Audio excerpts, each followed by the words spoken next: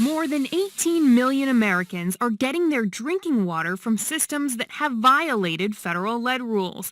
Not only does the EPA know about it, they've done almost nothing to enforce their own regulations, according to multiple industry experts. I think that the public needs to be told the truth about contamination in their water supply. More than 5,000 water systems are in violation, including failure to properly test water, failure to report contamination, and failure to treat water properly, according to a new analysis by the Natural Resources Defense Council, or NRDC. In 9 out of 10 cases, the EPA took no enforcement action when water systems violated the lead and copper rule, the federal regulation meant to keep America's tap water safe from lead. Imagine a cop sitting, watching people run stop signs and speed at 90 miles an hour through small communities and doing absolutely nothing about it. That's unfortunately what we have now. Eric Olson is among the experts, saying water utilities are routinely gaming the system, using incorrect testing methods to avoid detecting high levels of lead. What that means is there are even more water systems with lead issues that aren't officially in violation. They don't care if they're violating the law. They don't feel like they're going to face any penalties.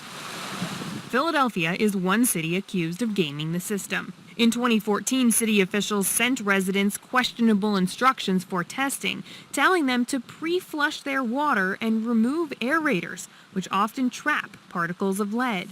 Experts say both techniques would make lead levels appear lower than they actually are. In fact, the EPA instructed as far back as 2007 that they should not remove or clean aerators. I was concerned. I wanted to test my home's water. Jonathan King's 18-month-old daughter has been drinking Philadelphia's water from the tap since she was born. He's organizing a group of homeowners to get independent answers because he doesn't trust the way the city conducted its testing. It concerns me that they're not using the best practices available. It concerns me that they're not following the latest EPA regulations. So why doesn't the EPA enforce its own rules? Multiple sources and industry experts tell CNN it comes down to 2 key reasons. Water isn't a main priority for the EPA because its resources are stretched thin, and the EPA has a cozy relationship with the water systems it's supposed to regulate. They're friends, they hang out with each other, they ask for each other's advice, and you get close after a while. So should citizens be worried?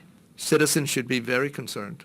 When Alan Morrissey retired last year from his job as an EPA Water Department enforcement officer, he said he was frustrated because blatant violations would go without punishment.